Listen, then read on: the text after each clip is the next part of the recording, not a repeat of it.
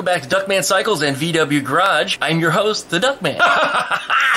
Today we've got a special project. I'll let you guess what today is, and I'll give you 3 hints. It's got 2 wheels, it has 2 strokes, and it makes more smoke than a community crack pipe. It's the CR500! Yay! That's right, it's CR500 Saturday. And if you're watching my videos, of course, like, comment, subscribe, pluck that little dingle belly that gives you updates every time I upload a new video. Thanks for watching, you guys, and here comes the intro.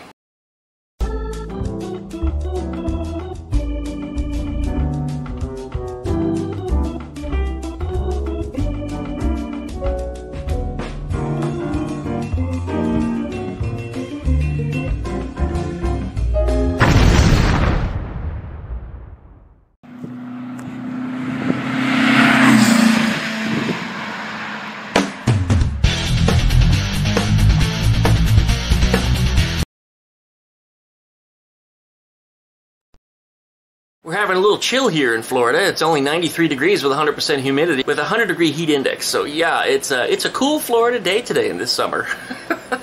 Well, behind me here we have the CR500 project. You've seen me working on this for quite a while. I think I started this on YouTube probably close to 10 years ago. It's been put away for most of the time because a lot of changes in my life. But if you're brand new just tuning this channel, thank you very much for coming over here. Thank you very much for checking out my projects.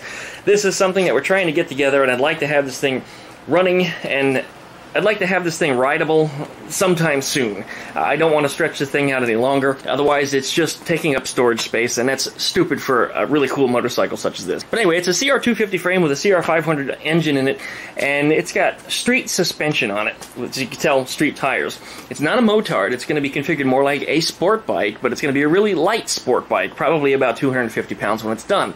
The torque to weight ratio in this sucker is actually going to be equivalent to a ZX14. Yeah, that's right, if you do the math, the torque to weight ratio is actually about the same on this as it is to a ZX14. Will it be as fast as ZX14? Well, no, it's going to get winded. It's only a little 500cc engine, but the thing makes a ton of power down low, so you don't have to rev this thing up to make it go. So from red light to red light, this thing will be probably one of the faster bikes that's on the road. What I'm trying to figure out here, and I've been trying to figure out since the last video, is this Footpeg situation here.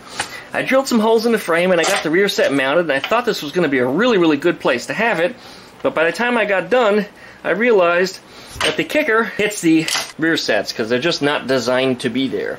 So I thought about mounting them a little further back, and if I mounted them a little bit further back, what happens is the rear set actually hits the swing arm right over here because the swing arm naturally widens outwards. So in order for me to do that, to put them further back, I'd also have to bring them out further. And we're once again conflicting with the kickstarter. So I think that mounting the foot pegs in the holes that I had them is still probably the best location. And of course, some idiot's ringing my phone. It's a local number. Let's find out who it is. Might be somebody wanting to buy the white Beetle. Well, that's exactly what the phone call was. It's somebody interested in the white Beetle, so I'll be demoing that later today, and maybe if I get lucky, it'll get sold. Here's hoping. Anyway, back on the project here. We were discussing the rear set mounting and the foot peg situation on there, and I think that the location I had it in is the place that I really want to put it at. I do want to mount it here. I don't want to mount it further back, and not just because of the conflicting, but when I sit on a bike, it just feels most comfortable to be right there. The kickstarter will, of course, still conflict with it. So what I'm going to do, and this is where things start to get a little interesting, I'm going to make the foot peg, the entire rear set, removable. So I can take the rear set off from here, and perhaps just lay it up here, or I'll make a hook somewhere on the frame where I can hang it up, get the thing started, and then using a quick release, snap it back onto the frame. I think that's probably the easiest way to accomplish this task and get this thing situated. I don't have the right kind of pins to quick release that type of setup or situation here. Of course, they have to be strong too, they have to be able to hold my weight. I don't want something that's going to come apart or fall apart.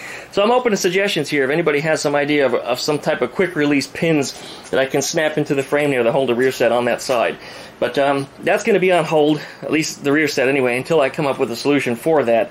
But yes, they're definitely going to go on the frame right into those holes that I made last time. That was the best place to put them.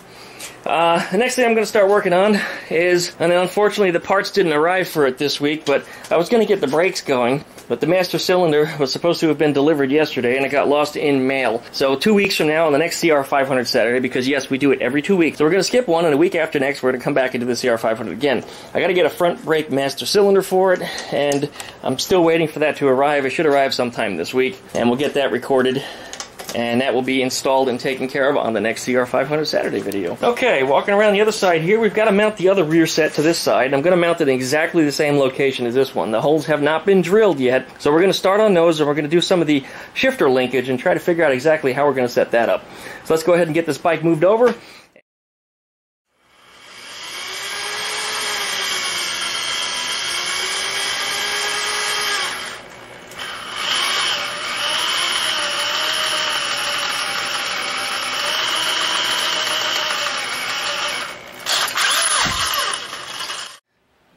Okay, I really like what I've got going on here. This is good. It clears the rear swing arm. This will bolt on real nicely. The foot peg width from one side of the bike to the other feels right.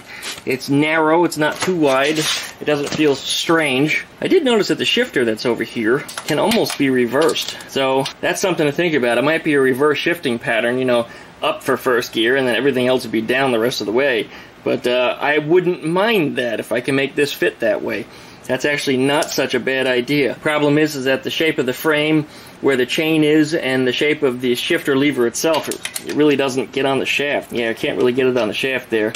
I'd have to do a little bit of playing with that. Well, we'll see what I wind up doing with that. But that's certainly something to kick around. Another option too is to put the shifter on front ways and then make a long arm that attaches over to here, back to there, kind of like some of the Harleys. I have the heel toe shifter, except in this case it'll be super toe shifter. But that's also another idea. And then of course there's the option of using the actual linkage the same with the R6. Oh shit, I thought it was here. Now there's another option, and that's using a different linkage. I will have to, of course, get a different, what you're looking at here, shifter, and I'll also have to get a different style foot peg, which isn't a big deal because there are ones like on the SV650 that's underneath the cover over there where the shifter actually fits over the foot peg. And then I can send this linkage forwards, which would be on the 90-degree angle instead of on a straight like this one is. Run that all the way up to the front and attach it to the existing shift lever right here, somewhere in the center. And I would cut that off and make whatever's necessary to make that happen. That is not too big of a deal. This is mostly off-the-shelf parts, so that could be done. I really like the simplicity of reversing this thing, though. What I might have to do is have, since it's aluminum, I don't weld aluminum, is have A-bomb cut it and weld an extension into it for me, because the simplicity of just reversing this, the shift pattern might be different, and it would take a little getting used to, but yeah, I don't think I would mind having that in reverse, just for the simplicity of the linkage. I mean, just for no other reason other than that. It'll be a one-piece bolt-on, done. So that's something I'll have to think about here. Linkage like this isn't too big of a deal, but I would probably wind up putting an SV650 linkage or something, SV650 foot peg and shifter on there instead, different style. And I'll just mill this off, and drill a hole through it, and mount that on there instead. Why did I choose these R6 rear sets? And the reason why is because they're long. You know, once you mounted them this far forwards on the frame, they needed to go back a lot further, and let's say the SV650 ones are only half as long, so the foot pegs would be a lot more forward. And I wanted it to be more of a sport bike, so you know, they gotta go back a little more. So anyway, this looks good. I think I'm satisfied with that. This side does not need to come unclipped like the right-hand side does for that Kickstarter. So whatever I wind putting on here will be permanent. So I'll find me a set of bolts right now, and I'll bolt this all together so I can get a draft of this somewhat finalized and get that put together. That's what we're looking at here. It looks like at this point I'm going to need to be ordering some more parts. I'll need to get the shifter assembly and a foot peg from an SV650. I will also need to get, which is coming in, the front master cylinder for over there. And I'll need to fabricate a head stay for up under here, so I need to go get me some thick sheet metal, probably some 1/8 inch or something, and get that squared away so that way that's done once and for all. Be nice if I could do that out of aluminum. We'll see what I can find. Okay, there's where we are. Well, if you enjoyed my video, don't forget to give me a like, comment, and subscribe. Thanks for watching Duckman Cycles VW Garage. I've also got a couple of other YouTube channels. Check out Viva the Duck VV as well as Skeeter the Duck. Don't miss a thing. We've got a bunch of things going on other channels, and also, we still have the contest for the gas tank on the 1956 Volkswagen Beetle, and it was actually sitting out in the sun, but it looks like the sun has just moved. This thing is still dry and it still stinks. It was about two days ago that I poured the sealer inside of it. So I really can't do much with it until it completely stops stinking. At that point, you know its sealer has completely dried. But anyway, on this tank, we've got a contest over on the Facebook page, Duckman Cycles VW Garage over there, so please check it out. Hop on over there, add yourself to the group, and then look for the contest and post your guess as to how many gallons or liters you think is in that can. So yeah, I didn't want to not have a video this week because I didn't have all the parts for it and just cop out and skip a week. Especially since I've started this new CR500 Saturday thing every other week.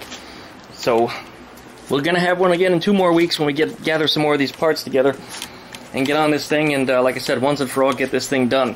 So thanks everybody for sticking with me through the 10 years I've been working on this thing. It's hard to believe that it's truly been around 2008 that I started to build this thing. Back when it was the CR500 in the SV650 frame. But thanks for watching everybody. Appreciate it. See you next time.